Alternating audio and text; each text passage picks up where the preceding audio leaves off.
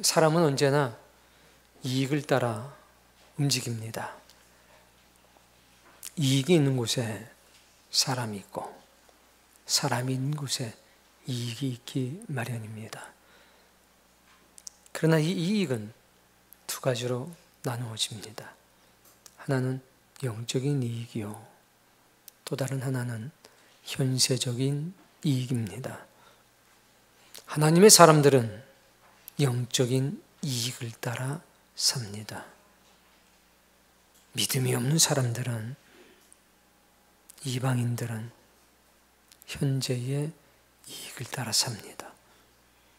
아브라함이 갈대와 으루 땅을 떠나 하나님께서 지시할 땅으로 갔던 건 현세의 이익을 따라간 것이 아니라 영적인 이익을 따라 움직인 겁니다. 예수 그리스도께서 십자가를 지신 것도 마찬가지입니다. 현세의 이익이 아니라 영적인 이익을 따라 움직인 것입니다. 하나님의 사람들은 하나님의 나라가 얼마나 커다란 이익을 나에게 가져다 주는지 알고 있고 확신하고 있는 사람들입니다. 그래서 그들은 영적인 이익을 따라 삽니다. 내가 살아도 주님을 위해 살고 죽어도 주님을 위해 죽는다. 바울이 그렇게 위대한 고백을 할 수 있었던 것은 당연한 것입니다. 왜? 이미 하나님 나라를 실제하는 것으로 확신하고 있었기 때문입니다.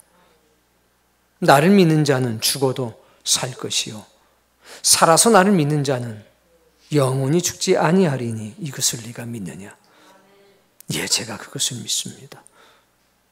얼마나 오래 사느냐, 얼마나 편안하게 사느냐가 문제가 아니라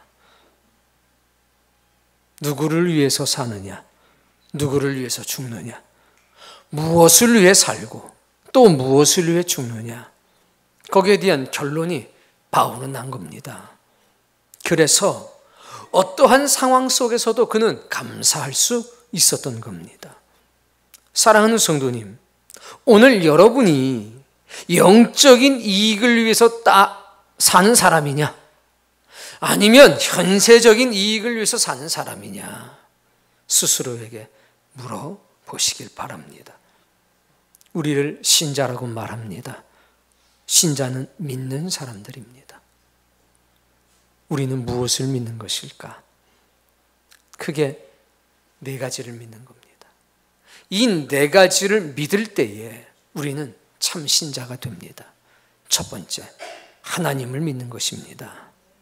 두 번째, 성경을 신구약 66권을 하나님의 말씀으로 믿는 겁니다. 하나님을 믿고 신구약 성경 66권을 살아계신 하나님의 말씀과 진리로 믿을 때에 우리는 이 두 가지 사실에 근거해서 두 가지를 더 믿게 됩니다. 그 세 번째는 예수 그리스도를 나의 구원자로 믿는 겁니다. 예수 그리스도가 구원자 되시는 것을 우리는 성경을 통해서 확신할 수 있습니다. 네 번째는 하나님의 나라의 실제를 믿는 겁니다. 하나님 나라에 관한 말씀은 예수 그리스도를 통해서 온 인류에게 직접적으로 선포되기 시작했습니다. 너 무엇을 믿느냐? 나 하나님의 나라를 믿습니다. 너 무엇을 믿느냐? 신구약 성경 66권이 살아계신 하나님의 생명의 말씀이요, 은혜의 말씀이요, 진리의 말씀인 것을 믿습니다. 이 모든 말씀들을 지켜 행하게 되면 내가 아버지의 나라에 이르게 될 걸로 나는 확실합니다. 이 말씀들은 나를 영원한 하나님의 나라로 인도하는 인도자이며 동시에 길입니다. 여기에 뭐라고 말씀하시든 불 가운데로 가라 하면 갈 것이요, 물 가운데로 가라 하면 갈 것이요, 광야 속으로 가라 하면 갈 것이요, 죽으라 하면 죽을 것이요, 살리라 하면 살 것입니다. 이 말씀이 내게 주신 생명의 말씀임을 나는 믿습니다. 예수 그리스도, 그분이 나의 구원자가 되심을 나는 믿습니다. 그분 외에는 다른 소망이 내게는 없습니다. 하나님의 나라는 반드시 이루어집니다. 영적으로는 이미 내 속에 이루어졌고 예수 그리스도가 이 땅에 다시 재림하는 날 첫 번째 하늘과 첫 번째 땅은 사라지고 그 자리에 이 세상 나라가 주님의 나라가 되는 놀라운 역사가 이루어질 것으로 믿습니다. 나는 그 나라에서 왕 같은 제사장이 돼서 주님과 함께 1000년 동안 왕노릇할 것이요 하나님의 보좌에 함께 앉은 영광을 누리게 될 것입니다. 나는 이것을 믿습니다. 죽은 자도 다시 살리시는 하나님, 그 하나님이 나의 아버지가 되셨습니다. 예수 그리스도께서 산자 중에 첫 열매가 되신 것처럼 나는 살아있는 사람들 중에 첫 열매가 될 것입니다. 나는 사는 것도 문제가 없고 죽는 것도 문제가 안 됩니다. 살아도 주님을 위해 살고 죽어도 주님을 위해 죽을 것입니다. 썩지 않고 더럽지 않고 쇠하지 않은 나라가 이미 나의 소유가 되었으니 무엇이 문제가 있겠습니까? 이것이 신자의 고백인 것입니다. 오늘 여러분에게 이 고백이 있기를 바랍니다. 제가 이 몇 주간, 길게는 몇 달간 혹은 몇 년 동안 많은 묵상을 했습니다. 왜 신자의 믿음이 연약한가? 왜 교회를 오래 다녔음에도 불구하고 진리의 말씀을 만나게 되면 갈등하고 방황을 할까? 왜 저들의 믿음이 자라나지 못할까? 왜 저들의 신앙 인격이 성숙되지 못할까? 많은 묵상을 해봤습니다. 그리고 바로 오늘 이 말씀을 만나게 됐습니다. 아, 그렇구나. 하나님께 대한 믿음이 없구나. 신구약 성경의 말씀이 생명의 말씀이요 하나님의 정확무오한 말씀이라는 것에 대한 신뢰가 없구나. 입술로는 예수님을 구원자라고 고백하면서 삶으로는 부정하는구나. 하나님의 나라에 대한 확신이 없구나. 하나님 나라에 대한 확신이 없으니 헌신을 주저할 수밖에 없고 하나님께 대한 확신이 결여가 되어 있으니 성경 말씀 중에서 믿고 싶은 것은 믿고 받아들이고 싶은 것은 받아들이고 조금 곤란한 것은 피해갈 수밖에 없겠구나. 예수 그리스도께서 하나님의 나라를 선포하셨습니다. 이 성경에 하나님의 나라에 관한 크게 4가지의 언급이 있습니다. 예수님이 사용하신 명칭은 3가지입니다. 그 첫 번째 읽어보세요. 하나님의 나라. 하나님의 나라라고 하는 말씀을 무려 51번이나 사용하셨습니다. 두 번째는 천국입니다. 하늘나라, 천국 34번을 사용하셨습니다. 세 번째는 아버지의 나라입니다. 2회 사용하셨습니다. 이게 하나님의 아들 되신 예수 그리스도께서 사용하신 언어들입니다. 그리고 성경에는 하나가 더 있습니다. 새하늘과 새 땅. 이렇게 하나님의 나라에 대한 4가지의 표현이 있습니다. 물론 예수님께서 낙원이라고 하는 표현도 쓰셨습니다. 여러분, 하나님의 나라, 천국, 하늘나라, 아버지의 나라, 새하늘과 새 땅, 이것이 실제 한다는 믿음이 여러분에게 있습니까? 이것이 우리에게 주어졌다는 믿음이 있습니까? 믿음은 들음에서 난다고 했습니다. 우리가 아는 것과 믿는 것에 하나가 돼요. 결국 믿음은 지식이 나의 삶이 되고 나의 실제가 되는 것입니다. 지식이 없이는 믿음도 없고 믿음이 없이는 지식도 무효한 것입니다. 지식은 머릿속으로 들어오는 게 아니라 나의 손과 발이 되는 것입니다. 그게 믿음 아니겠습니까? 여러분, 하나님의 나라, 이것을 믿고 있느냐? 이것이 우리가 던져야 될 화두인 것입니다. 하나님의 나라를 참으로 믿는다면 우리의 신앙은 날마다 진보를 이루게 될 것이요, 우리는 망설이거나 방황하지 않을 것입니다. 다시 한번 여러분에게 말씀드립니다. 하나님을 믿고 있습니까? 신구약 성경 66권을 생명의 말씀으로 하나님의 진리로 믿고 있습니까? 거기에 기록된 말씀은 어떠한 말씀이든지 나를 살리기 위한 생명의 말씀임을 믿고 있습니까? 그 말씀대로 살 준비가 되어 있습니까? 예수 그리스도, 그분이 당신의 구원자가 되셨습니까? 절대적인 주재권을 가진, 거절할 수 없는 명령을 가진 그분이 되었습니까? 하나님의 나라가 실제하는 것을 믿고 있습니까? 이것을 회복해야 되겠다. 예수님께서 전하신 복음의 핵심 메시지가 바로 하나님 나라였습니다. 이제 여러분이 마태복음부터 시작되는 신구약 성경을 보십시오. 마태복음, 마가복음, 누가복음, 요한복음, 예수님께서 강론하실 때에 하나님의 나라가 제외가 된다면 무엇이 남는지 아무것도 남지 않습니다. 그리고 하나님의 나라와 천국을 전하실 때의 예수님의 태도가 어떠했는지를 보십시오. 단호했습니다. 틈이 없었습니다. 완벽했습니다. 확신에 가득 차서 말씀 전했습니다. 타협이 없었습니다. 그게 사람들에게 거부감을 불러일으킨 겁니다.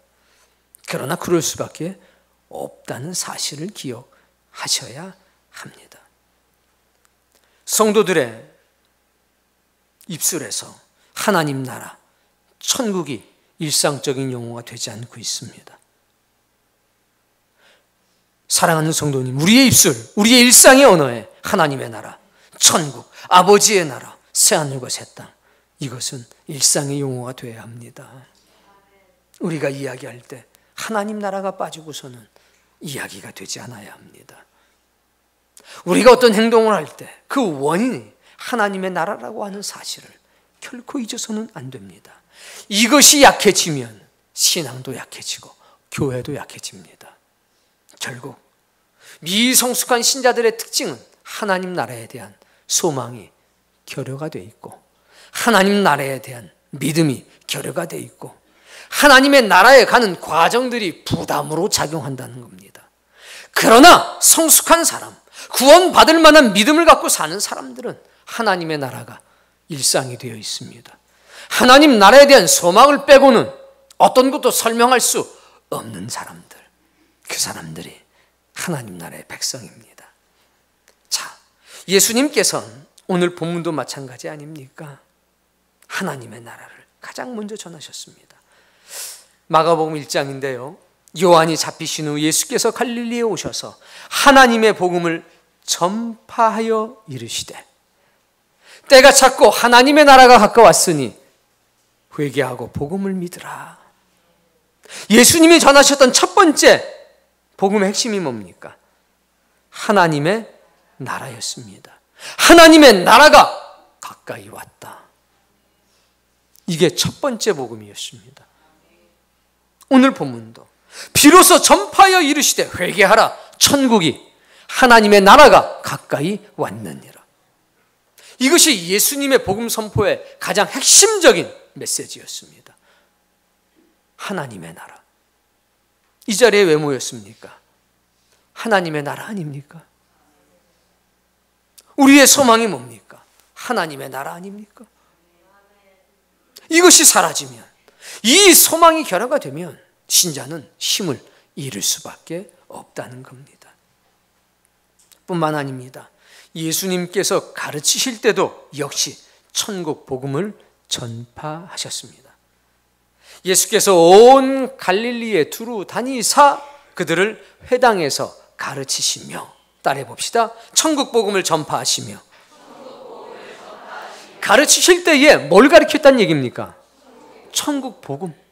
천국에 관한 복음, 천국이 어떤 곳인지, 천국에 어떻게 가면 갈 수 있는지, 어떻게 하나님 나라 백성이 하나님의 나라를 소유하게 되는지를 가르치셨다는 겁니다.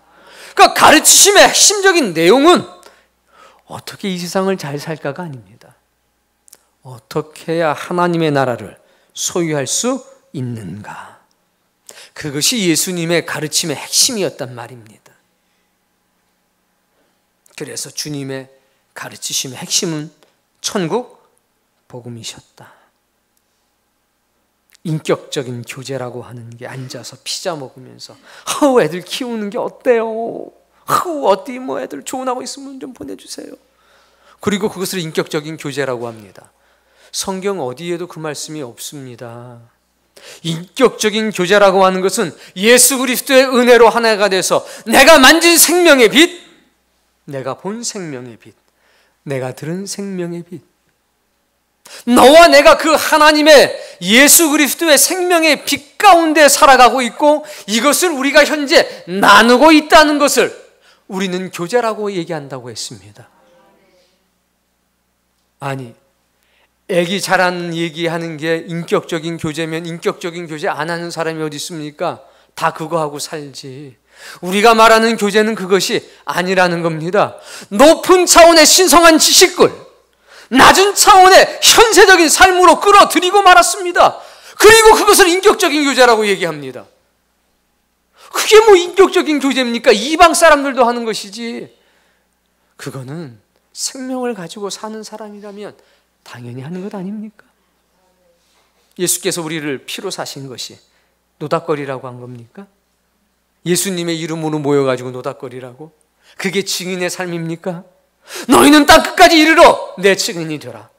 예루살렘에서, 유다에서, 사마리아 땅에서 저 멀리 이 세상 끝까지 이르러 나의 증인이 되라. 만나가지고 아이고 애기 이유식은 이게 좋아요.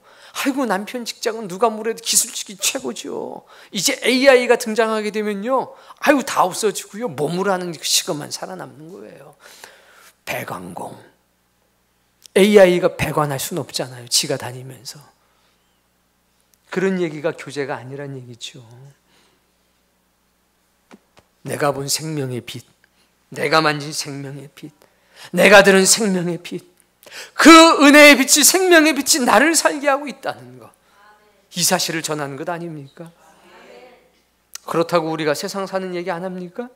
그건 당연히 기본적으로 하는 거죠. 그러나 그것 이상 특별한 게 믿는 사람에게는 존재해야 된다는 것입니다.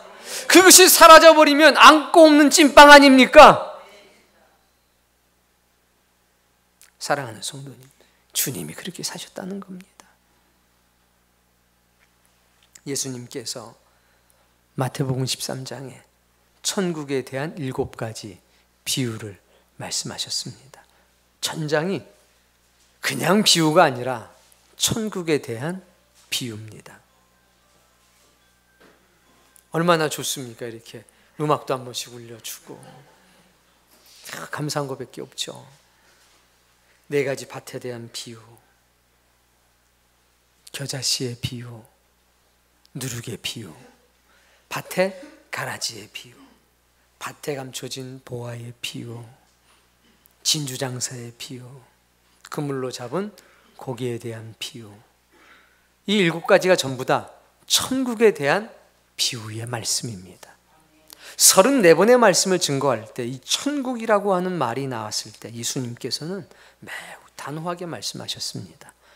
그리고 8번째 비유가 끝에 나오는데, 천국의 제자된 서기관마다 주인의 곳간에서 옛것과 새것을 마음대로 내오는 것이니라. 이렇게 해서 13장의 8가지 비유가 마무리가 되는 겁니다. 다 뭐가 들어가느냐? 천국이 들어갑니다. 그래서 유명한 7가지 천국에 대한 비유의 말씀입니다. 그만큼 중요하다는 겁니다. 이 비유라고 하는 것은 특징이 있습니다. 자, 이 당시에 예수님께서 말씀을 전하실 때 교재를 사용하셨습니까? 아니면 말씀하셨습니까? 말씀의 특징이 있죠. 대화의 특징이 있습니다. 깨달음이 결코 깊을 수는 없습니다. 그러나 그 말씀을 들을 때 즉흥적으로 가슴이 뜨거워지는 겁니다. 이성이 아니라 뭐가 반응하느냐? 영성이, 나의 감성이 반응한다는 것입니다. 자기 혼자 깊숙이 무언가를 연구해서 조사를 찾아보고 목적어를 찾아보는 게 아니라는 겁니다. 비유는 지성이 아니라 영성으로 받아들이는 겁니다. 마음으로. 그 말씀의 흔적이 남지 않기 때문에 가슴이 뜨거워진 사람들이 선택할 수 있는 길은 하나밖에 없습니다. 뭡니까? 책을 주시오, 이게 아니라 주님 곁으로 다가가는 겁니다. 주님 곁으로 다가가는 것. 그게 비유의 핵심입니다. 마음이 뜨거워지는 거예요. 마음은 뜨거워지는데 아직 이것까지 뜨거워지진 않았습니다. 왜? 그냥 말씀하셨잖아요. 당연히 책을 보고 연구하는 게 아니니까. 그래서 찾아가는 겁니다. 니고데모가 그래서 밤에 찾아간 겁니다. 당신의 말씀을 제가 들었습니다. 당신이 하신 일을 봤습니다. 선지자가 아니고서는 그런 일을 하실 수 있는 분이 없으십니다. 주여. 그때 예수님 말씀하잖아요. 거듭나라.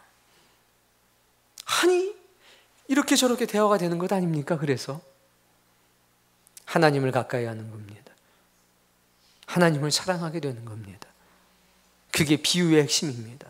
그래서 그 7가지 비유의 말씀을 하셨을 때 제자들이 계속 묻지 않습니까? 주여, 밭의 가라지의 비유를 우리에게 가르쳐 주소서. 예수님께서 4가지 밭의 가라지 비유도 설명해 주시고 4가지 밭에 대한 비유도 말씀해 주지 않습니까? 제자들이 깨달아가는 것 아닙니까?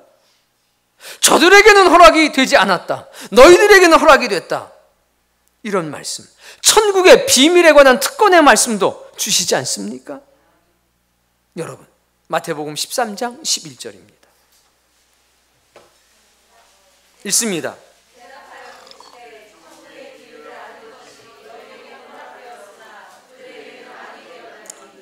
아니, 왜 비유로 말씀하셔가지고 어렵게 하십니까? 라고 했을 때 주님은 말씀하신 겁니다.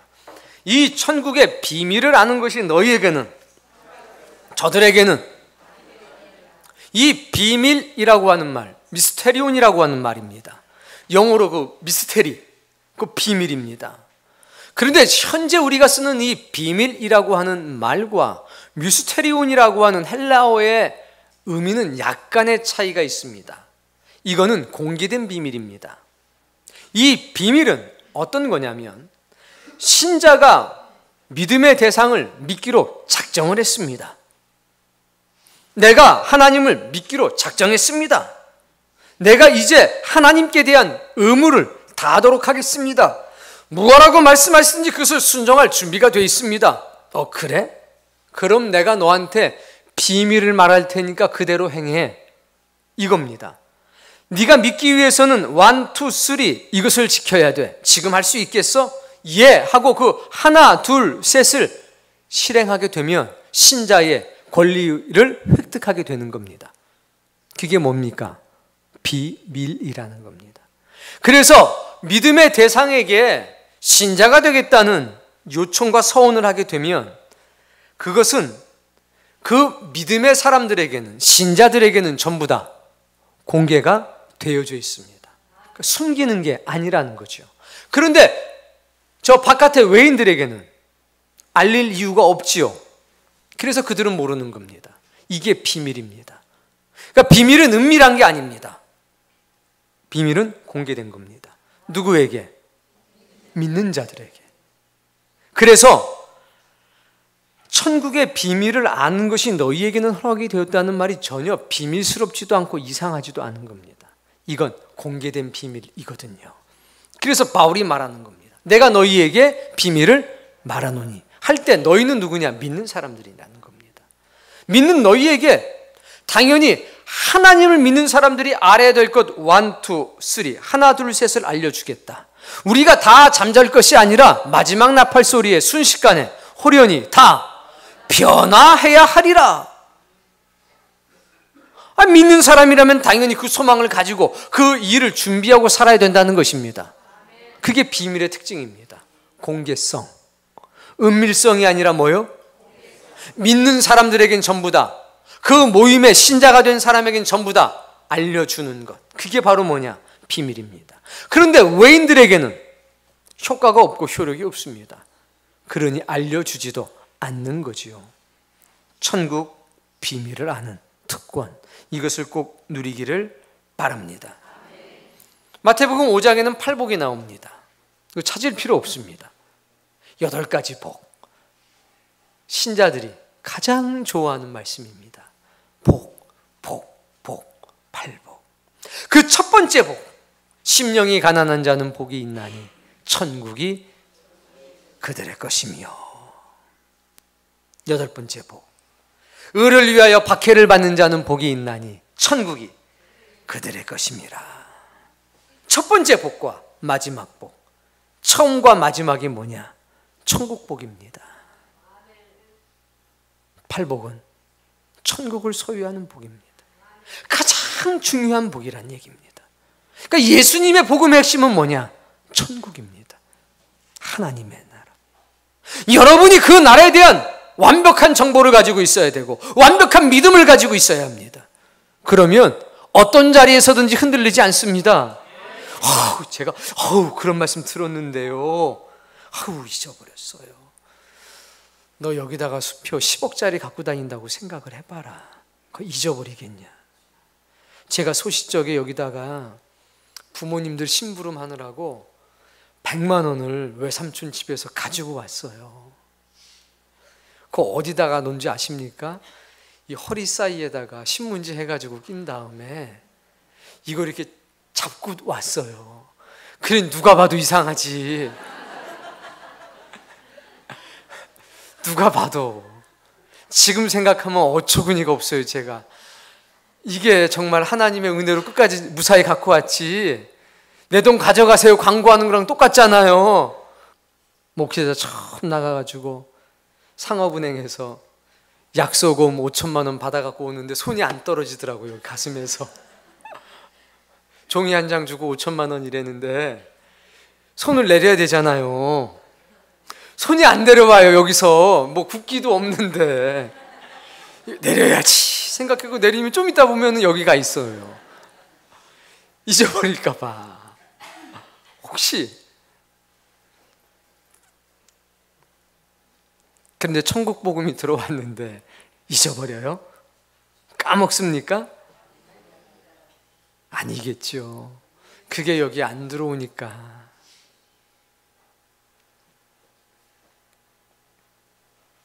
예수님께서 제자들을 보내면서 이렇게 명령하셨습니다. 가면서 전파하여 말하되 천국이 가까이 왔다 하라. 뭘 전하라는 겁니까? 하나님의 나라 전하라는 겁니다. 하나님의 나라가 가까이 왔다.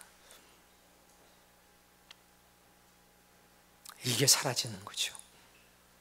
이게 사라지니까 믿음이 약화되고 교회가 힘을 잃는 게 아닌가 싶습니다. 그러니까 예수님은 천국 복음 말고는 하실 말씀이 없었던 겁니다. 왜? 이게 그만큼 중요하니까. 할 말이 없었던 게 아니라 이것을 먼저 마음속에 심어야 나머지 말이 들어가니까. 여러분, 천국의 복음이 저와 여러분의 인생의 가장 중요한 자리에 턱하니 있기를 바랍니다.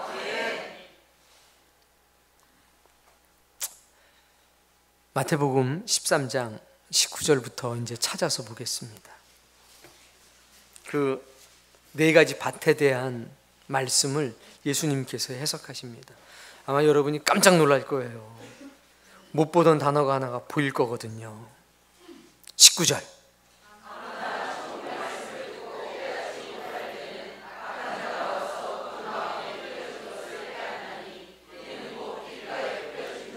네, 여러분이 못 보던 말씀이 하나 있지 않습니까?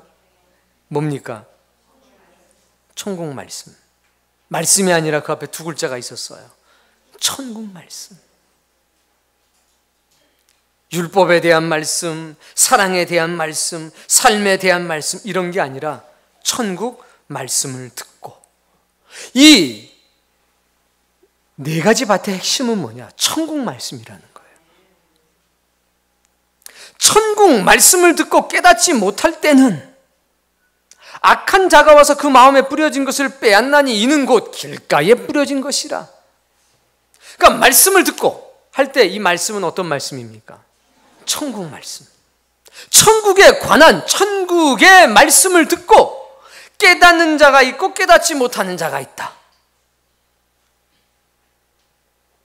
천국 말씀을 듣고 깨달으면 뭐가 생깁니까? 소망이 생깁니다. 아, 하나님 나라 가야 되겠다.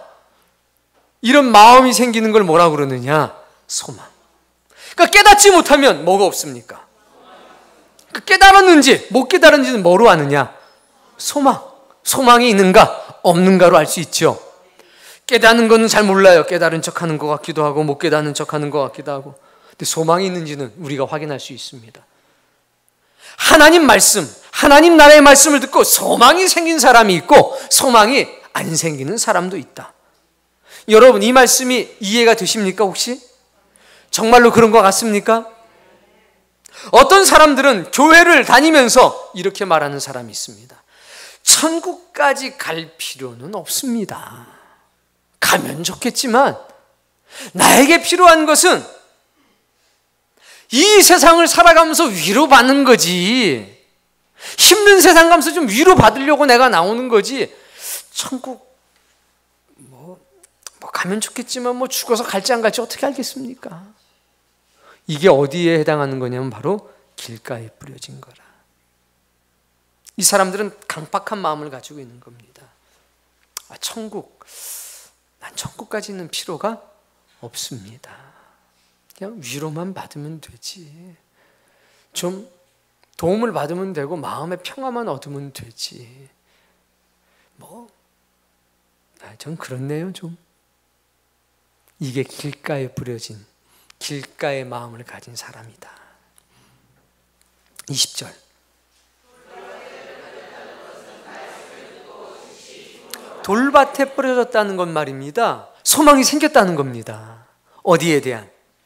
천국에 대한 하나님 나라의 소망이 생겨서 기쁜 겁니다. 소망이 있으면 기쁘지 않습니까? 여러분도 좀 이따가 이제 식사할 기쁨이 있지 않습니까? 오늘 이 향을 맡아보니까 이거는 괴기가 좀 들어갔는데 소망이 생깁니다. 기쁘죠? 소망은 우리에게 기쁨을 줍니다. 아무리 큰 환난이 오고 시련이 와도 소망이 있는 사람은 기쁘게 살 수 있습니다. 천국 소망이 우리를 복되게 합니다. 여러분, 그 소망 가운데 살기를 바랍니다. 그런데 21절.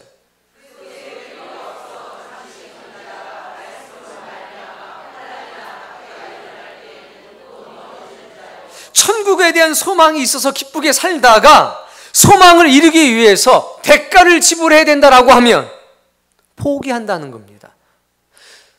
나는 그냥 소망만 갖고 살게 그냥. 그러면 되지 뭐.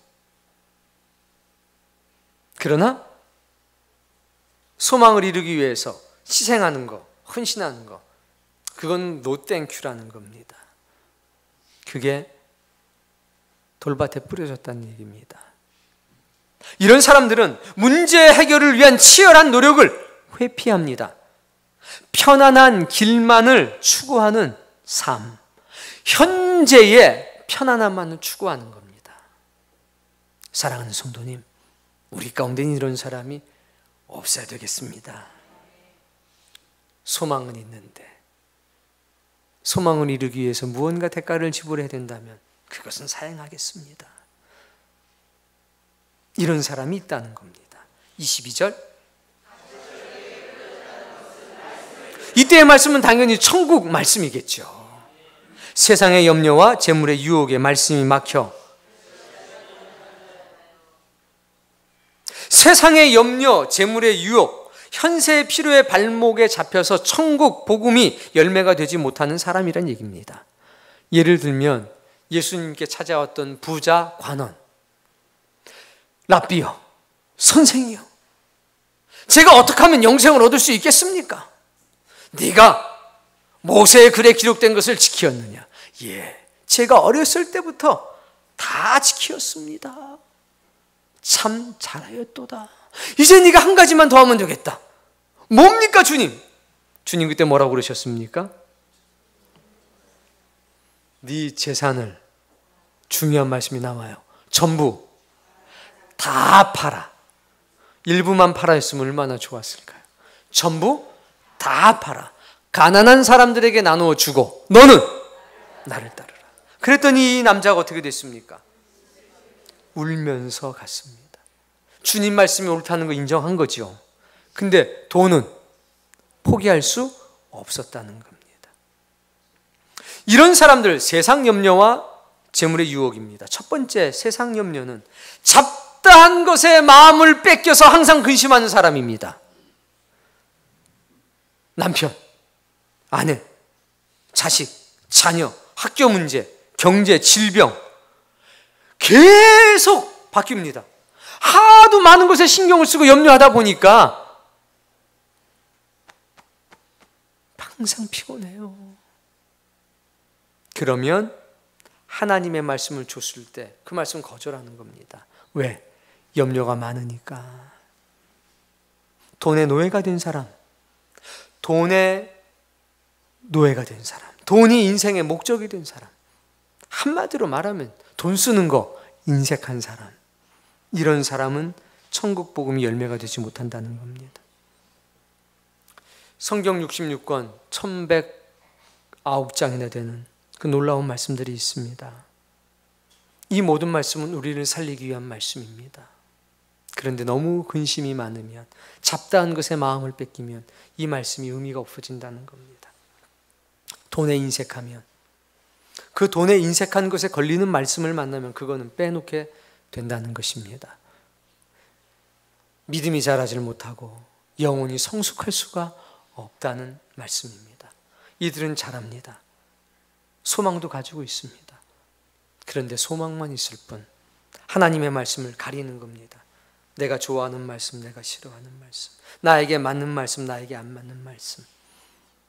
여러분, 하나님 말씀은 다 생명의 말씀이지 나에게 맞는 말씀이 어디 있고 나에게 맞지 않는 말씀이 어디 있겠습니까? 예수님이 그 말씀을 하신 겁니다. 자, 23절 말씀. 말씀을 듣고 깨닫는 자니 결실하여 어떤 것은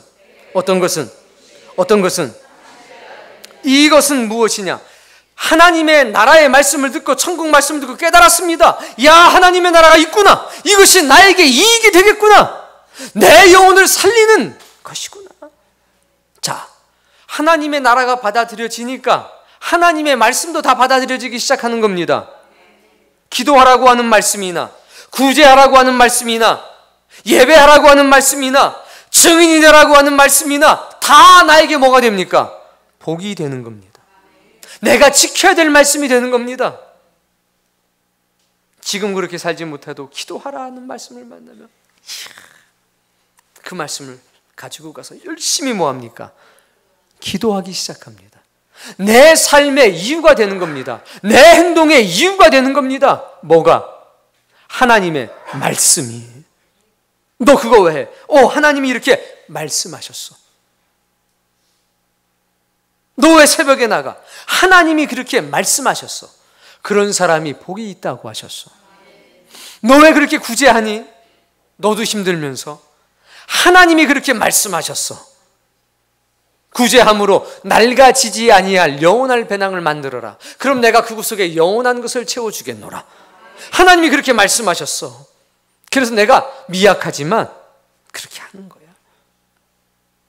가시떨기에 부러진 사람들은 전적인 헌신을 거부합니다. 내가 할 수 있는 것만 합니다. 일부만 합니다, 항상. 그래서 한쪽 발은 이쪽에 담가놓고 한쪽 발은 이쪽에 담가놓는 겁니다. 그러나 하나님의 사람들은 그렇지 않습니다. 아브라함아, 떠나가라. 아니, 어디로 갑니까? 내가 너에게 보여줄 땅으로 가라. 나옵니까? 안 나옵니까? 나옵니다. 현세의 이익을 쫓는 거라면 나올 수가 없습니다. 그러나 영적인 이익을 쫓는 거기 때문에 나올 수가 있었던 겁니다. 나는 살든지 죽든지 주님을 위해서 죽는다. 아니, 뭔가 유익한 것을 위해서 종교 생활을 하는 거지, 아니 무슨 종교를 위해서 죽어, 그건 아니지. 그러나 바울은 안 겁니다. 하나님의 나라가 얼마나 유익한지, 그것을 얻을 수 있다면 나머지는 모두 던질 수 있다는 거죠. 사랑하는 성도님, 오늘 여러분이 그 사람 되기를 바랍니다. 그래서 좋은 마음을 가지고 있는 사람은 어떤 말씀이든지 다 받아들입니다. 구약의 말씀도 받아들이고 신약의 말씀도 받아들이고 복받아라 라고 하는 말씀도 받아들이고 경고의 말씀도 받아들이고, 그저 하나님이 뭐라고 말씀하시든지 이 말씀은 생명의 말씀이니 이 말씀을 밟고 내가 하나님의 나라에 갈 것입니다. 그래서 그들은 삶의 이유가 하나님의 말씀입니다.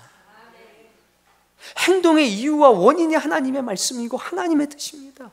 그렇게 살다 보니 속사람으로부터 변화가 생기는 겁니다. 단순히 듣는 말씀이 아니라 실천하는 말씀이기 때문에 그렇습니다. 여러분이 그런 사람 되십시오. 세상이 감당할 수 없는 믿음 가진 사람이 될 것입니다. 끝으로 한 말씀만 더 하겠습니다. 신구약 성경에 새하늘과 새 땅이라고 하는 대표적인 말씀이 있습니다. 자, 이사야서 65장 말씀. 새하늘과 새 땅이라고 하는 것은 하나님의 나라의 모습을 상징하고 있습니다. 65장 17절 말씀. 보라, 내가 새하늘과 새 땅을 창조하나니 이전 것은 기억되거나 마음에 생각나지 아니할 것이라. 18절.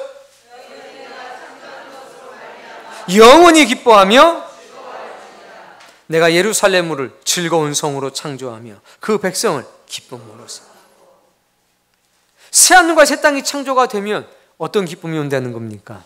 영원한 기쁨. 24절.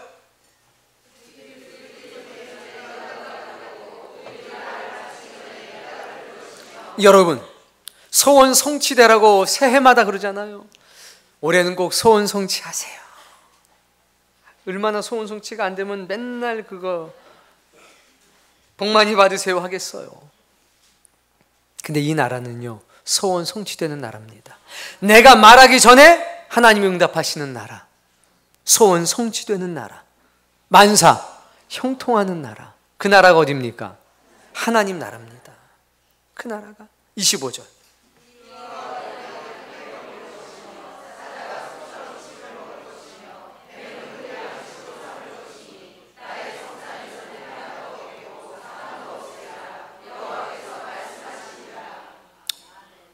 (500년) 동안 예수님 당시에 나라를 잃고 떠돌아다니지 않았습니까? 나라 잃은 소름 속에 살고 있는데 하나님의 나라는 소원이 성취가 되는 나라야. 만사가 형통하는 나라야. 세함도 없고 상함도 없는 나라야. 다윗과 솔로몬의 영광이 회복되는 나라야. 이러니까 사람들의 마음이 어떻게 됐습니까? 뜨거워진 거잖아요. 사랑하는 성도님, 그 나라가 어떤 나라인지 정확하게 아셔야 됩니다. 내가 말을 마치기 전에 하나님이 응답하는 나라. 여러 가지 말씀들이 많이 있습니다. 내 백성의 수완이 나무의 수완과 같을 것이요, 100세에 죽는 사람을 어린아이라 할 것이요, 100세 되지 못해 죽는 사람을 저주받은 사람이라 할 것이다. 그러니까 그런 사람이 없다는 얘기예요. 그러더니 요한계시록 21장에 말씀하십니다. 여기는 더 멋있게 말씀하십니다. 요한계시록 21장 1절. 또 내가 새하늘과 새 땅을 보니 처음 하늘과 처음 땅이 없어졌고 바다도 다시 있지 않더라. 그리고 3절부터 읽습니다. 보라, 하나님의 장막이 하나님이 그들과 함께 계시리니 하나님은 친히 그들과 함께 계셔서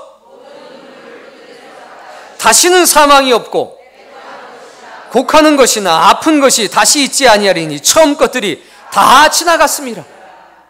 출애굽 시대에 하나님의 장막이 사람들과 함께 했던 적이 있었습니다. 그때 어떤 일이 있었습니까? 불과 구름 기둥으로 보호하셨습니다. 하늘에서 만나가 내렸습니다. 하나님의 능력으로 원수를 진멸하셨습니다.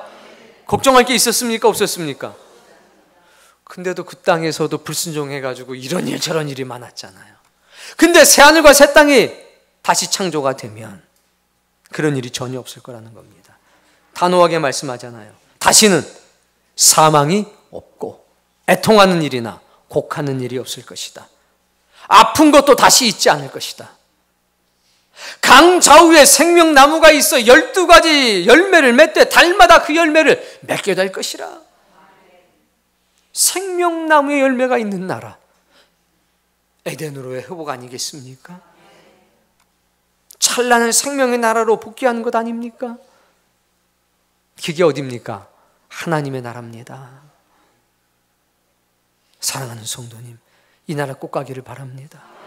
이 나라에 대한 확신과 믿음이 있어야 하나님의 말씀이 말씀으로 받아들여지기 시작합니다.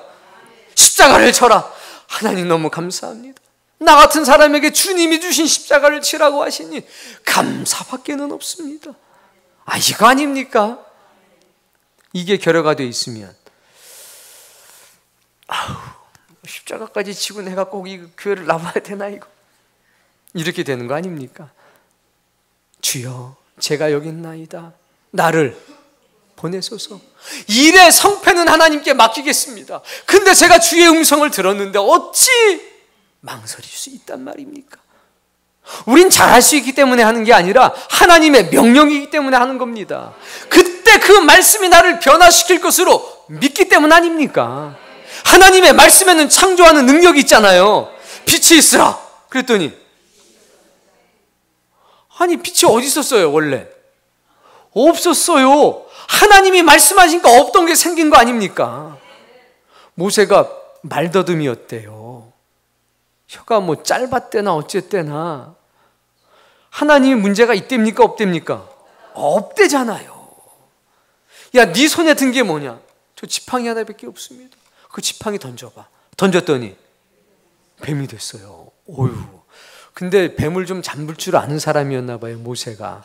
잡으라고 하니까 덥석 잡았어요. 저 같으면 뱀 잡으라고 그러면 주여 이럴 수도 있는데 그냥 잡았어요. 그 지팡이를 드니까 바다가 갈라졌지 않습니까? 그 지팡이를 잡으니까 동풍이 불어오지 않았습니까? 그 지팡이를 아론에게 주고 하라고 그러니까 나일강이 피의 강으로 변하지 않습니까? 지팡이의 능력이 있는 겁니까? 하나님에게 능력이 있는 겁니까? 하나님에게 능력이 있는 거지 무슨 그 지팡이의 능력이 있습니까? 없는 능력이 하나님으로부터 오는 거 아닙니까?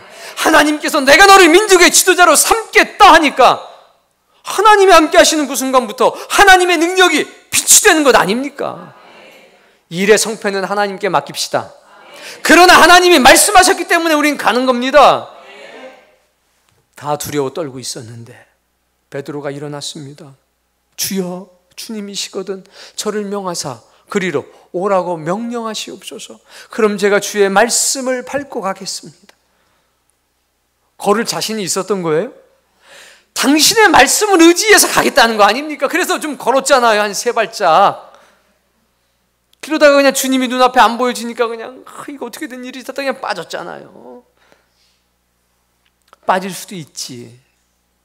그러나 중요한 건 걸어떼는 거 아닙니까? 걸어떼는 거, 이게 중요한 거지.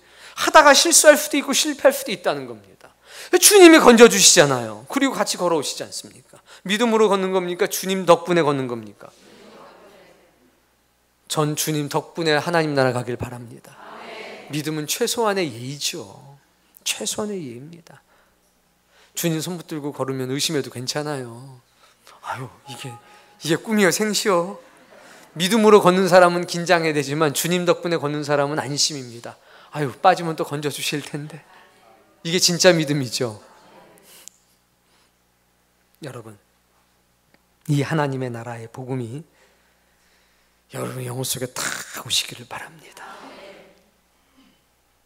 모든 염려로부터 멀어지게 될 것이고 모든 근심으로부터 자유할 것입니다. 하나님의 말씀이 다 믿어지기 시작할 것이고 말씀을 안 지키고는 못 견디게 될 것입니다. 그래서 모르겠는데 이 말이 사라집니다. 제가 모르니까 알려주십시오. 그저 어떤 말씀이든지 제가 즉시로 순종하겠습니다. 눈이 침침하면 귀로 들으면 되고 귀가 좀 어두우면 눈으로 보면 되고 아무것도 문제 안 됩니다. 보지도 못하고 듣지도 못하면 점자라도 해서 제가 할 테니까 아무 걱정하지 마십시오. 이게 믿음 아닙니까? 어떠한 상황, 어떠한 환경 속에서도 하나님의 나라, 여러분의 것임을 기억하십시오. 우리의 일상의 대화 속에서 하나님의 나라가 다시 살아나길 바랍니다. 그럼 우리의 신앙이 다시 회복될 것입니다. 아우, 집사님 얼굴이 너무 좋은 게 하나님 나라에 대한 소망이 커지셨나 봐요. 이런 말씀이 자연스럽게 나오게 되길 바랍니다. 나를 믿는 자는 죽어도 살아서 나를 믿는 자는 이것을 네가 믿느냐? 이게 비밀입니까? 아닙니까? 우리에게는 공개된 비밀입니다. 비밀은 감춰진 게 아니라 믿는 사람에게 드러난 것입니다. 그래서 오늘 세계 민족 중에 우리가 특별할 수 있는 건 다른 거 하나도 없습니다. 주님 때문입니다. 하나님 나라 때문입니다. 하나님의 말씀 때문입니다. 이것이 우리를 특별하게 만든 거지 우리가 다른 게 뭐가 있습니까? 어떠한 상황 속에서도 어떠한 형편 속에서도 흔들리지 마십시오. 하나님의 나라에 대한 굳센 믿음을 가지고 우리 서로를 격려하면서 이 길을 걸어가도록 합시다.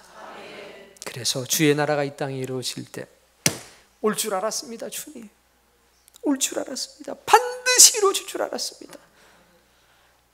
큰일 났다 이게 아니라 올 줄 알았습니다. 이런 사람 다 되시기를 주님의 이름으로 축복합니다.